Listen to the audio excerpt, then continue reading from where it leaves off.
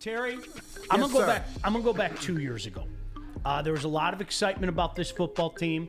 A lot of people, as fans are apt to do, wanted to put the cart in front of the horse. How amazing is it when you consider Terry Foster, who has been here forever, who has covered this team forever? The Lions had a long-term vision, and they made it happen. I'm going to be honest with you, I don't think enough's being said about it. You didn't have to be a rocket scientist 2 years ago to figure out that what they were doing was all about getting ready for 2023 and then really being ready in 2024. The Stafford deal, the extra picks, et cetera, et cetera. Terry, this is a management team that had a vision, and they made their vision come to fruition. They did, and they also are being patient. Fans were livid with Brad Holmes because he didn't get Chase Young. He didn't pick up another defensive player in the free agency. But the Lions do not believe in overpaying for guys who are not on their team now. If they're going to overpay, it's going to be for Hutchinson or Jahmyr Gibbs or someone like that. They're going to reward their own guys. But the Lions don't want to put the cart before the horse. They have a game plan, and Brad Holmes, you can call him stubborn, which he is, but he's got a game plan. He's sticking with it. He's not going to let me or you rush him. He's going to do it on his own time, and that's the right way. If you're going to build a championship team, you build it through the draft, and I think when they feel that they're a player or two away from being a Super Bowl team, they will get that player too. Probably in the back of their mind, and they'll never admit this, they know it's not their time yet. Whether they got Chase Young or anybody else, it's not their time yet. But I will tell you this.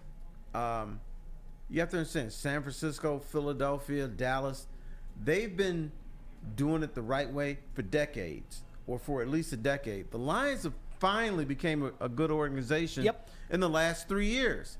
So, and to me, the MVP of this whole thing, and she doesn't get enough credit, Sheila Hamp.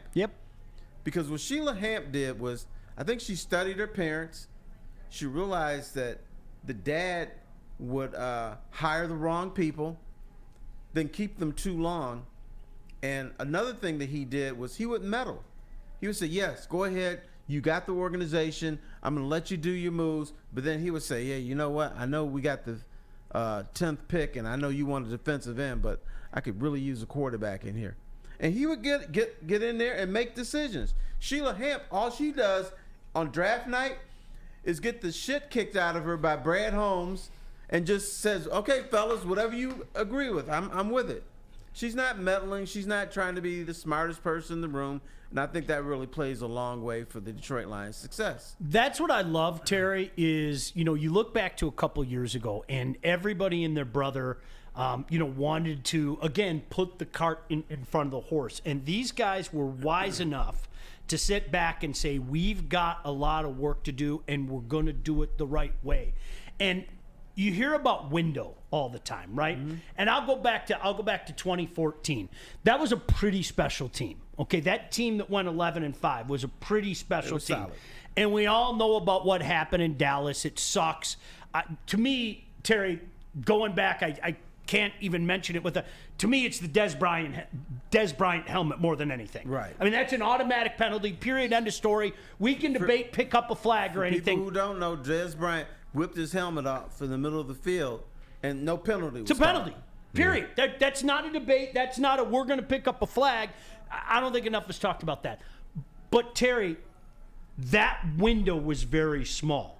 And you don't have to take my word for it. I talked to guys from that team that point blank told me, yeah, we kind of knew like that may have been our one shot.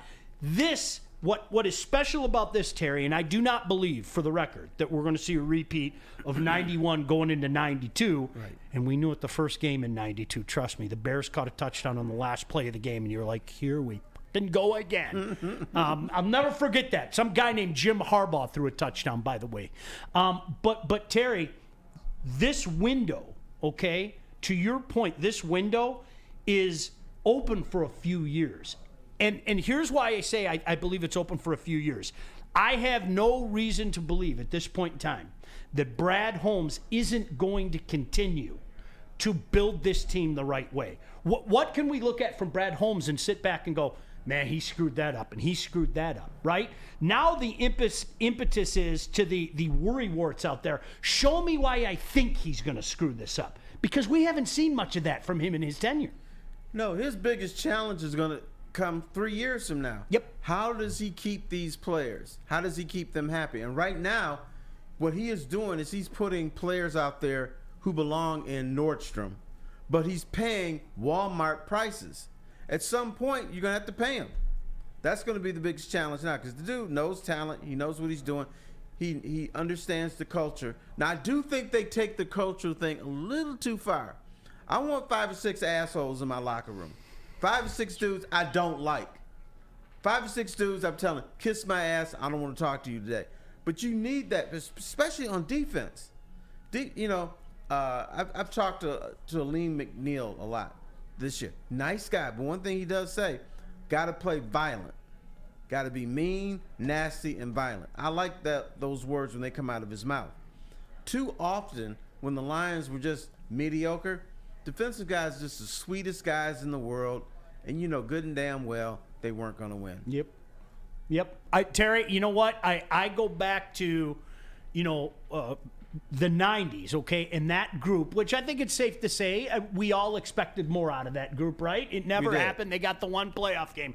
But think about that one end of the locker room, and it was basically the U area of the locker room. Right. Where, you had the guys from the U that were hanging. Benny Blades was always ready to hold court and go off about something. Perriman was always...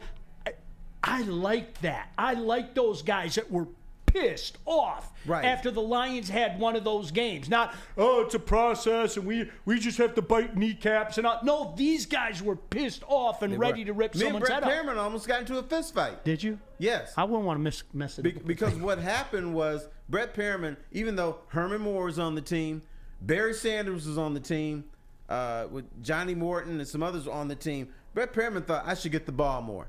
So he's been in my ear about they got a game at Tampa. He said, T, I need the ball more. I can do things. I can help this team win. I can put us over the top. So I wrote a column, said, you know what? I'm tired of his bullshit. I'm just going to give the ball to Brett Perriman. So they go to Tampa, tight game. Lions get the ball. They're down like 3 or 4 points. So they're moving up the field. Pass to Brett Perriman. He fumbles, and they lose the game.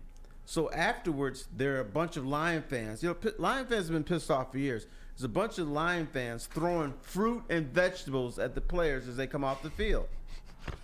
And so it's like a Looney Tunes. You always see that in the but when Bugs was always throwing shit at poor, the Tweety Bird or Sylvester. And I wrote a column that said, angry Lion fans were throwing fruit and vegetables at disgruntled Lion players. And my line was, most of those fruit and vegetables should have hit Brett Perriman in the face because he had the game in his hand and screwed it up. He was the one begging for the ball and screwed it up.